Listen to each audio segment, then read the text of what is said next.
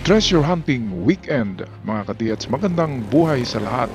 Kami ay papunta na ngayon sa aming bagong proyekto, which is ang episode 1 nito ay ang pag-arkila ng backhoe.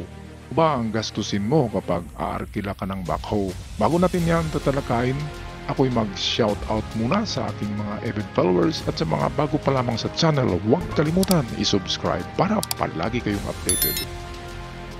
At shoutout kay Miss In Cristaldon, Rosemary Ruho, Ronald Cachapero, Danny Flores, Judy Dakulan, Freddy Soriano, Chupilo Estefano, Victor Aliaga, Rogelio Cortez. Shoutout din kay Jetro Cabali, Pips Gilmar, Jerry Lopez, Angelito Capistrano, Michael Amith, Diego Gabrines, Tating Naliman Salay, and lastly, shoutout kina Jemar Gamok, George Dalton Napi, Lito Kahade, Rex Alipo, Bonifacio Manuel, at kay Maricel Manti. At sa mga hindi nabanggit na pangalan, shout out sa lahat. Tayo na ngayon magpatuloy sa ating exploration.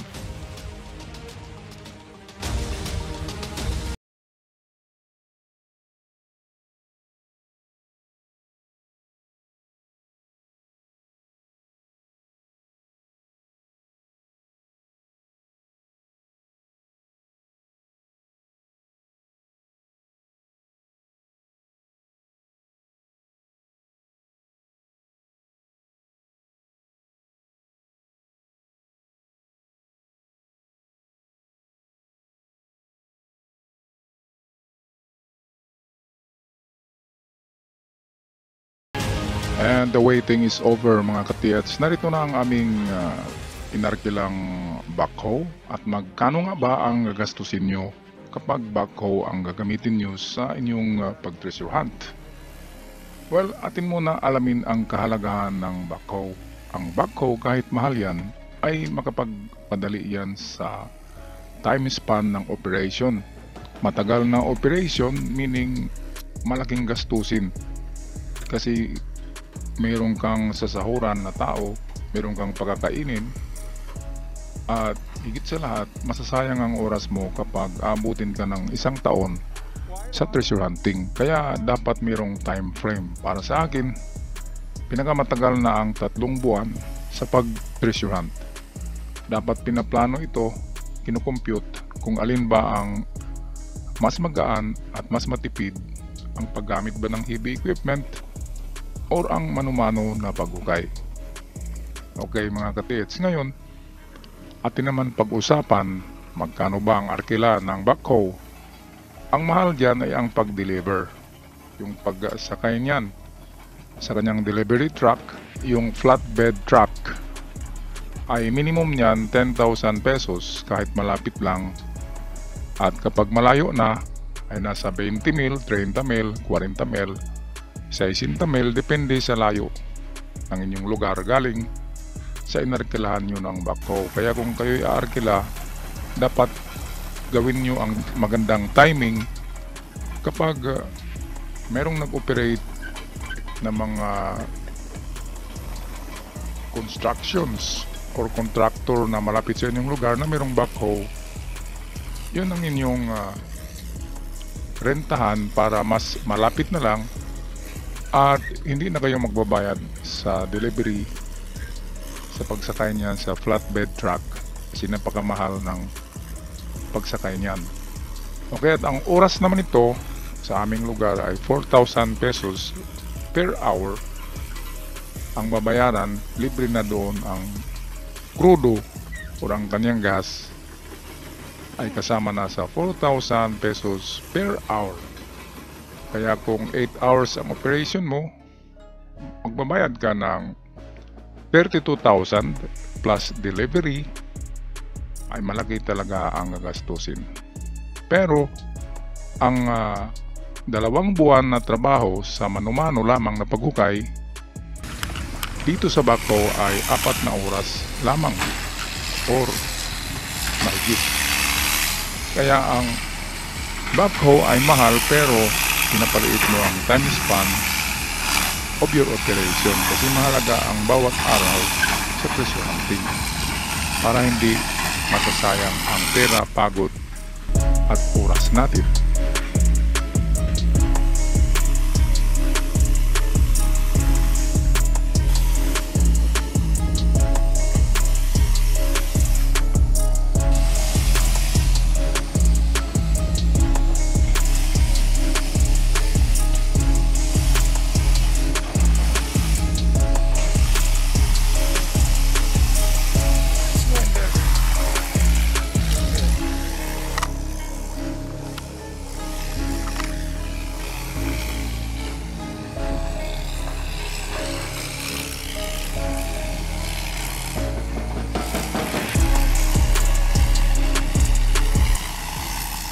Meron pang isang mahalaga dito mga ka-TH. Dapat kasi ang lugar, kung gusto nyo magtipid, ay linisin nyo muna ang area, i-level nyo ang lupa, para pagpasok ng backhoe ay wala na siyang masasayang na oras sa pagsisetting. Ang pagsisetting ng backhoe, ibig sabihin ay dapat maganda ang kanyang pagkalagay sa lugar, stable, at yung hindi siya gugulong or tatagilid kapag nag-operate na yung kanyang bucket. Kaya dito sa lugar ay islanting kasi itong area, kaya papatagin mo na yan ng backhoe. Kaya diyan lang ay masasayang na ang isang oras sa pagpantay ng lupa, at dito ay isang niyog ang mabubuwal kasi doon pupwesto ang backhoe, kaya kailangan mabuwal ang isang punong niyog. Kaya dito pa lamang mga ka-TH, halos isang oras ang naubos. Kaya hindi pa rin ito kasama sa oras ng paghukay. Kaya magastos talaga. Isang araw gagastos ka dito ng ganito, hanggang hapon ay gagastos ka mahigit 30,000 to 40,000 pesos sa pagbabakhoe. Pero maiksi lang ang oras. Malaman mo na kaagad kung meron o wala.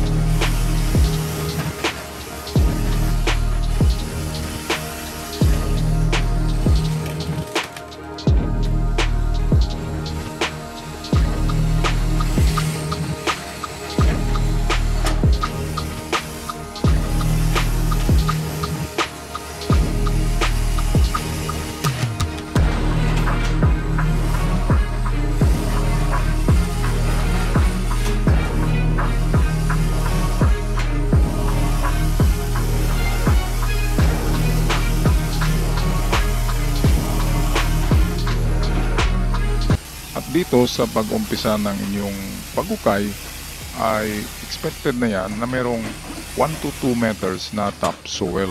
Ang topsoil na yan tinatawag na humus or organic soil. Medyo brown siya, dark brown. At ang kasunod nito ay expected na merong ibang klaseng layer. Ngayon, meron akong ibibigay na tips sa inyo mga ka-TH. Kapag ang binakhoe nyo na digging spot ay wala gaanong mga bato na nandyan sa paligid, i-try nyo pag-test dig sa unahan kung anong klaseng bato ang nakuha nyo at ikumpara nyo sa binabakhoe. Ngayon, kung binabakhoe na lugar ay wala gaanong mga bato na natural, ibig sabihin ay nilinis na ang lugar na yan. Ibig sabihin ay mayroong nang nagukay dyan, ibinalik ang lupa, ngunit tinanggal yung mga bato na nandyan na natural. Bakit naman tatanggalin yan o itatapon sa malalayo? Kasi yan ang isang sign na mayroong treasure ang lugar. Kapag wala gaanong mga bato na natural na nandyan sa paligid. Kasi kung babalik sila dyan, alam nila na ang kanilang hukay na tinabunan nila ay wala gaanong mga bato, ngunit meron silang iniiwan na layering design. Katulad na lamang dito, unang layer nito ay bluish clay, hindi yun buhangin, hindi rin blue rock.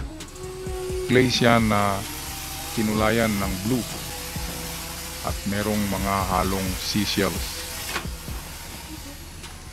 Ito ang kung hindi ang mata mo ay hindi ka masyadong tumitingin ng grano ng lupa, sasabihin mo ay natural lamang ito. Ngunit kung hawakan mo yan, yan ay clay at yan ay sadyang kinulayan. At nilalagyan yan ng iba't ibang klaseng shells, pero iba't ibang layering ng shells, from very tiny shells, 1 metro, pangalawang metro ay mga malalaki na, katulad ng mga tahong, ganyan kalalaki. And then pagdating sa 4 meters ay yung malalaki na tinatawag na tipay, na malalapad, na diyan ginagawa ang perlas sa tipay, tinatawag na mother of all pearls. Sa katunayan, ito yan, ang unang layer ng blue clay ay nandyan yung maliliit na basag-basag na mga seashells. At mamaya makikita natin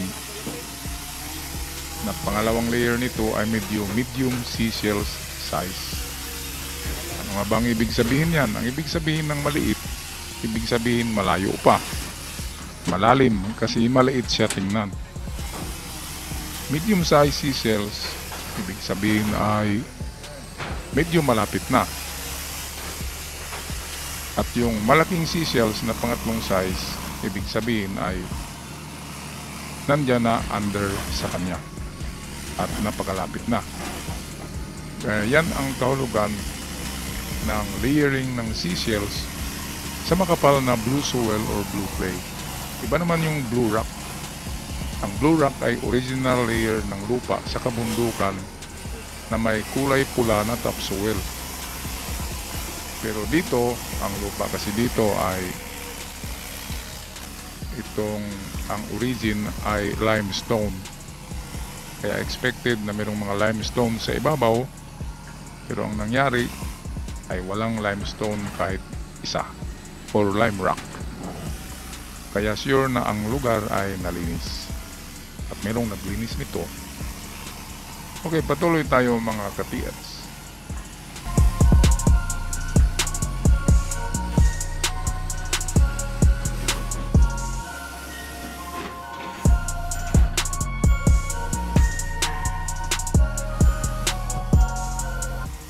At paano niyo ba malaman mga ka-TLs na natural ang seashells underground sa lalim na 2 meters? Ang technique dyan ay magukay kayo sa malayo, 10 meters away sa inyong digging spot. Magukay kayo ng 2 meters at kapag meron kayong makitang maraming seashells din doon, ibig sabihin ang lugar na ito once ay submerged underwater or under the ocean. Ngunit dito ang mga seashells na narito ay galing sa dagat. At ito'y bundok at malayo sa dagat. Kaya malaki ang possibility na meron talagang ibinaon. Ito yan. Yan, medium size seashells na sa lalim na 3 meters deep. At ang kapal ng blue soil ay nasa 4 meters. Makapal siya. Okay, good sign mga ka-TLs. Maraming salamat. Subaybayan natin ang next episode nito sa next video. Paalam!